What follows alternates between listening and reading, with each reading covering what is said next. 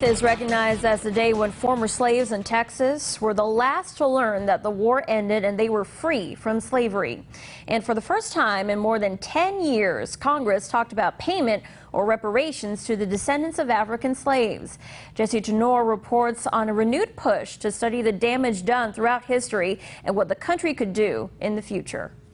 A national reparations policy is a moral, democratic, and economic imperative. As Black Panthers stood in silence outside, actor Danny Glover joined a panel in front of a House committee to remember his roots, the great-grandson of a former slave who was freed by the Emancipation Proclamation. Slavery was a crime against humanity, one whose impacts we as a society continue to grapple with today. Tennessee Congressman Steve Cohen and his colleagues revived a conversation that hasn't happened in Congress in more than a decade.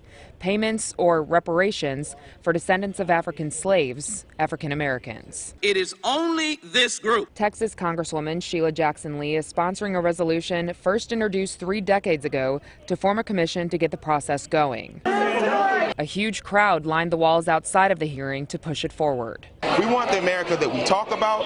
This is the first step. Some see the discussion as purely political. Project 21, a Black leadership network, calls reparations a sham that hurts race relations. And on Tuesday, Senate Majority Leader Mitch McConnell also voiced his opposition. We're always a work in progress in this country, but no one currently alive was responsible for that. Members of the panel fired back. This rebuttal proffers a strange theory of governance, that American accounts are somehow bound by the lifetime of its generations. The country has paid other debts, including reparations to Japanese Americans after they were held in internment camps during World War II. Now these Americans argue it's their turn. In Washington, I'm Jesse Tenor. And to celebrate Juneteenth this weekend, Wichita Falls residents are invited to the 13th annual Juneteenth Bash this Saturday at Sputter Park from 4 to 9.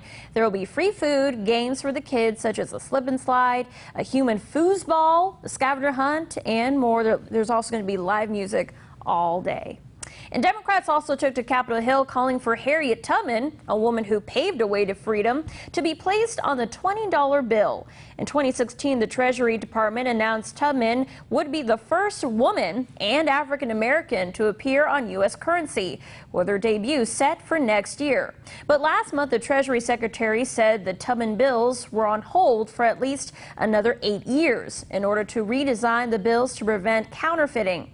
Some Democrats are demanding the Treasury Secretary place Tubman on the bills by 2020. That date was originally selected by the Obama administration to commemorate the 100th anniversary of the women's right to vote.